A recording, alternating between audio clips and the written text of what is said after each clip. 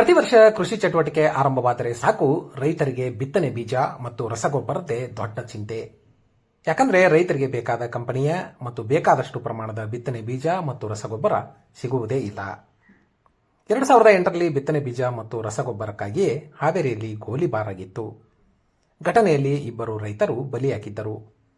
ಅದಾಗಿ 18 ವರ್ಷಗಳು ಕಳೆದು 19ನೇ ವರ್ಷಕ್ಕೆ ಪಾದಾರ್ಪಣೆ ಮಾಡಿದರೂ ಈಗಲೂ ರೈತರಿಗೆ ಬಿತ್ತನೆ ಬೀಜ ಮತ್ತು ರಸಗೊಬ್ಬರದ್ದೇ ದೊಡ್ಡ ಚಿಂತೆ.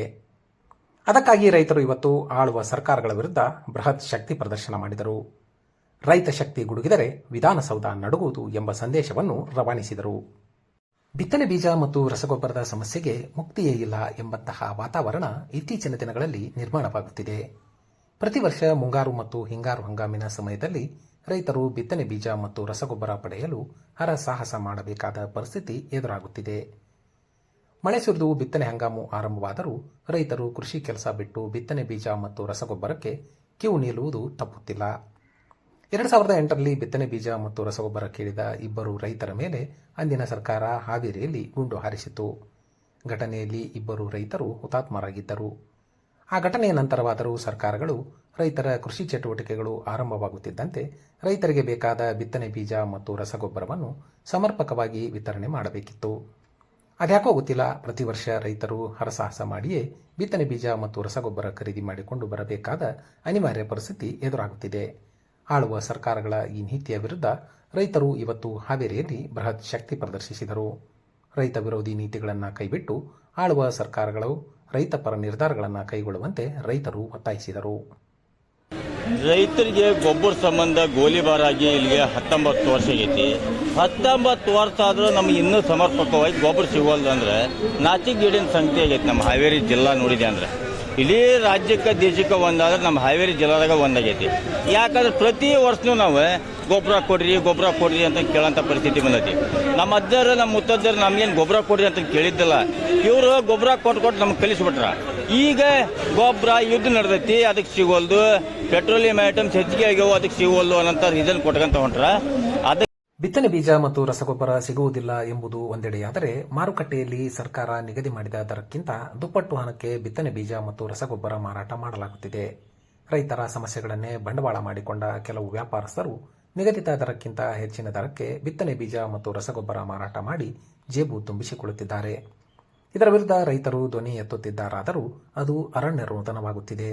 ಇದೆಲ್ಲದರ ಜೊತೆಗೆ ರೈತರಿಗೆ ಅಗತ್ಯವಾಗಿ ಬೇಕಾದ ವಿದ್ಯುತ್ತನ್ನು ಸಹ ಸರ್ಕಾರಗಳು ಖಾಸಗೀಕರಣ ಮಾಡಲು ಮುಂದಾಗಿವೆ. ವಿದ್ಯುತ್ ಖಾಸಗೀಕರಣ ಆದರೆ ರೈತರು ಕೃಷಿ ಕೆಲಸ ಮಾಡುವುದು ತುಂಬಾ ಕಷ್ಟಕರವಾಗಲಿದೆ. ಇನ್ನು ರೈತರಿಗೆ ಸಮಯಕ್ಕೆ ಸರಿಯಾಗಿ ಬರಬೇಕಾದ, ಕಷ್ಟ ಕಾಲದಲ್ಲಿ ನೆರವಾಗಬೇಕಾದ ಬೆಳೆ ವಿಮೆ, ಬೆಳೆ ಪರಿಹಾರದ ಹಣವು ಆಟಕ್ಕುಂಟು ಲೆಕ್ಕಕ್ಕಿಲ್ಲ ಎಂಬಂತಾಗಿದೆ. ಈ ಎಲ್ಲ ಸಮಸ್ಯೆಗಳನ್ನು ಸರ್ಕಾರ ಪರಿಹಾರ ಮಾಡಬೇಕು. ಇಲ್ಲದಿದ್ದರೆ ಮುಂಬರುವ ದಿನಗಳಲ್ಲಿ ರೈತರು ದೊಡ್ಡ ಚಳವಳಿ ರೂಪಿಸಲಿದ್ದಾರೆ ಎಂದು ಹಾವೇರಿಯಲ್ಲಿ ರೈತರು ಆಳುವ ಸರ್ಕಾರಗಳಿಗೆ ಖಡಕ್ ಸಂದೇಶ ರವಾನಿಸಿದರು. ಪುಟ್ಟಪ್ಪ ಮತ್ತು ಸಿದ್ಲಿಂಗಪ್ಪ ಚೂರಿ ಅವರು ವೀರಮರಣವನ್ನು ಏಕೆ ಹೊಂದಿದ್ರು ಅಂದ್ರೆ ಗೊಬ್ಬರಕ್ಕಾಗಿ ಬಂದು ಗೊಬ್ಬರ ತಗೊಳ್ಳೋ ಸಲುವಾಗಿ ಗೋಲಿಬಾರಿಗೆ ತುತ್ತಾದರು. ಆ ಗೋಲಿಬಾರಿಗೆ ತುತ್ತಾಗಿ 19 ವರ್ಷ ಆದರೂ ಕೂಡ ಇವತ್ತು ಗೊಬ್ಬರಕ್ಕೆ ಪರದಾಡುವಂಥ ಸ್ಥಿತಿ ಹಾವೇರಿ ಜಿಲ್ಲಾಡಳಿತ ಮಾಡೈತಿ.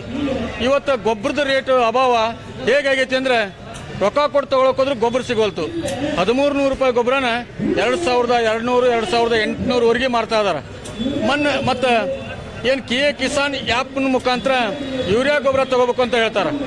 KA ಕಿಸಾನ್ ಆ್ಯಪ್ನಾಗ 1 ಎಕರೆಗೆ 1 ಚೀಲ ಕೊಡ್ತಾರೆ. ನಮ್ಮ ರೈತರು ಲವಣಿ ಮಾಡ್ಯಾರ ಜಮೀನನ್ನು 10 ಎಕರೆ 20 ಎಕರೆ ಯಾವುದೋ ಗೌಡ ಶಾನ್ಭಾಗಂದ ಅವ್ರು ಯಾಕೆ ತಗೋಬೇಕು? ಅದಕ್ಕೆ ಈ KA ಕಿಸಾನ್ ಆ್ಯಪನ್ನು ತೆಗೆದುಹಾಕಬೇಕು. ರೈತರ ನೆರವಿಗೆ ಸರ್ಕಾರ ಮತ್ತು ಜಿಲ್ಲಾಡಳಿತ ಕೂಡಲೇ ಧಾವಿಸಬೇಕು. ಪ್ರತಿ ವರ್ಷ ಹಾವೇರಿಯಲ್ಲಿ ಜೂನ್ 10 ರೈತ ಸಂಘಟನೆಗಳು ರೈತರ ಹುತಾತ್ಮ ದಿನಾಚರಣೆಯಾಗಿ ಆಚರಿಸಿಕೊಂಡು ಬಂದಿದ್ದವು.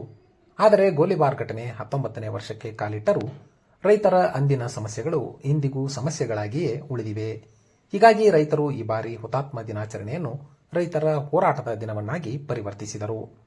ಆಳುವ ಸರ್ಕಾರಗಳು ರೈತರ ಸಮಸ್ಯೆಗಳಿಗೆ ಸ್ಪಂದಿಸದಿದ್ದರೆ, ರೈತ ಶಕ್ತಿ ಗುಡುಗಿದರೆ ವಿಧಾನಸೌಧ ನಡುಗುವುದು ಎಂಬ ಸಂದೇಶವನ್ನು ಇವತ್ತು ಹೋರಾಟದ ಮುಖಾಂತರ ಸರ್ಕಾರಗಳಿಗೆ ರವಾನಿಸಿದರು. ಜಿಲ್ಲೆಯ ವಿವಿಧೆಡೆಯಿಂದ ಆಗಮಿಸಿದ್ದ ಸಾವಿರಾರು ಸಂಖ್ಯೆಯ ರೈತರು ರೈತರ ಹೋರಾಟದ ದಿನದಲ್ಲಿ ಭಾಗವಹಿಸಿ ರೈತರ ಹೋರಾಟಕ್ಕೆ ಸಾಥ್ ನೀಡಿದರು.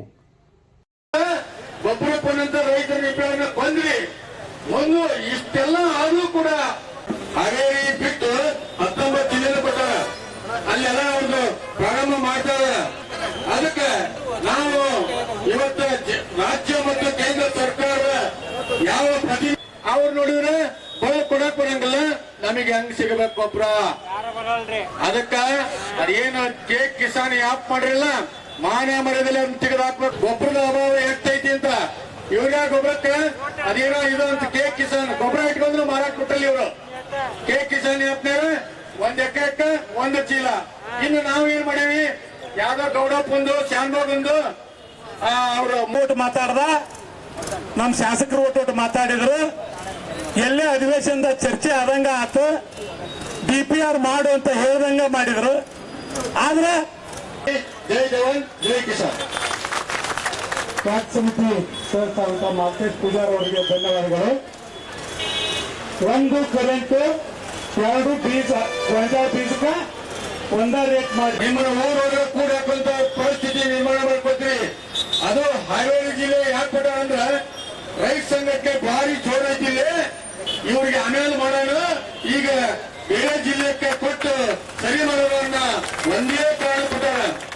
ಅದು ಮನೆ ಕೊಟ್ಟಂತ ರೈತರಿಗೆ ಎತ್ತರ ಪ್ರಧಾನ ನದಿಗೆ ನಮ್ಮ ಕೆರೆ ಕಟ್ಟಾಗ ಹೆಚ್ಚು ನೀರು ನಿಂದ್ರಸಕ ನಮ್ಮ ಅಂತರ್ಜಲ ಮಟ್ಟ ಹೆಚ್ಚಾಕತಿ, ಪೂರ್ತಿ ನೀರಾವರಿ ಮಾಡಕ್ ನಮ್ಗೆ ಅನುಕೂಲ ಆಕತಿ.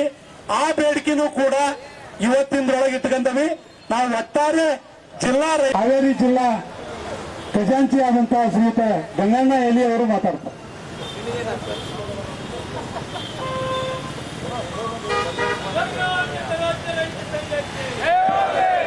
ಹಾವೇರಿ ಜಿಲ್ಲಾ ರೈತ ಸಂಘಕ್ಕೆ ಹುತಾತ್ಮ ದಿನಾಚರಣೆಯನ್ನ ರೈತ ಹೋರಾಟ ದಿನವನ್ನಾಗಿ ಮಾರ್ಪಡಿಸಿ ಆಚರಿಸುತ್ತಿರುವ ಈ ಜೂನ್ 10 ಹಾವೇರಿಯಲ್ಲಿ ಗೋಲಿಬಾರ್ 2008ರಾಗ ಆದಾಗಿದ್ದ ಇಲ್ಲಿ ಮಠ ರೈತ ಹುತಾತ್ಮ ದಿನಾಚರಣೆ ಮಾಡ್ಕೊಂತನ ಬರಕತ್ತಿ 19 ವರ್ಷ ಕಳೀತು. ಅದ ಗೊಬ್ಬರ ಕಾಲ ಗುಂಡು ಹರಿಸಿದ್ದೀವ್ರು. ಈ ವರ್ಷ ಏನು ಸರಿಯಾಗೈತೆ? ಇಲ್ಲ. ಅದ ಬೀಜ ಅದ ಗೊಬ್ಬರಕ್ಕೆ 20 ವರ್ಷ ಗತಿಸಿದ್ರು ಅದು ಒಂದು ಸಣ್ಣ ಪ್ರಾಬ್ಲಮ್ ಸಾಲ್ವ್ ಮಾಡೋಕ್ಕಾಗವಲ್ದು ಅಂದ್ರೆ ಸರ್ಕಾರಕ್ಕೆ ನಾಚಿಕೆಗೇಡಿನ ಸಂಗತಿ ಇದು. ಅವತ್ತು BJP ಅವ್ರಿಗೆ ಗುಂಡು ಹರಿಸಿದ್ರು ಅಂತೇಳಿ ಕಾಂಗ್ರೆಸ್ನವ್ರು ಇಲ್ಲಿ ಬಂದು ಮಾಲೆ ಹಾಕಿ 10 ಕರೆದಂಗೆ ಮಾಡಿದ್ರು. ಇವತ್ತು ಅವರ ಆಡಳಿತ ಮಾಡಕತ್ತಾರ. ನಡು JDSನವರು ಬಂದು ಹೋಗ್ಯಾರ. ರೈತನ ಸಮಸ್ಯೆಗೆ 20 ವರ್ಷ ಗತಿಸಿದ್ರು ಈ ವರ್ಷನೂ ಗೊಬ್ಬರ ಇಲ್ಲ ಹಾವೇರಿ ಒಳಗ. ಈ ವರ್ಷ ಕೇಳಿದ್ರೆ ಏನೋ ಯುದ್ಧದ ಸುದ್ದಿ ಹೇಳ್ತಾರೆ. ಏನೋ ಕಾರಣ ಹೇಳಿದ್ರಲ್ಲ, ರೈತ ಬೇಕಾದಂತ ಬೀಜ ಮತ್ತು ಗೊಬ್ಬರ ಸಪ್ಲೈ ಮಾಡೋಕ್ಕಾಗಲ್ಲ. ನಾಳೆ ಇದು ಬಂದು ನಾವು ಬೆಳೆದ ಮೇಲೆ ಬೆಲೆ ಸಂಬಂಧ ಹೋರಾಟ ಮಾಡಬೇಕು. ಇಂತೆಲ್ಲ ಸಮಸ್ಯೆಗಳ ರೈತನ ಬೀದಿಗೆ ತರೋದು ಕೈ ಬಿಟ್ಟು ಶೀಘ್ರವೇ ಸರ್ಕಾರ ರೈತರನ್ನ ಬೀದಿಗೆ ತರದಂಗೆ ಮಾಡಕ್ಕೆ ಏನೇನು ಬೇಕು ಆ ಪ್ಲಾನ್ ಮಾಡಬೇಕು. ಹಾವೇರಿ ಆತ್ಮಹತ್ಯೆ ಒಳಗ ಭಾಳ ಮುಂದೈತಿ ಅಂತ ಹೇಳ್ತಾರ. ಅದನ್ನ ಹೇಳಕ್ ನಮಗೆ ಅಸಹ್ಯ ಅನಿಸ್ತತಿ.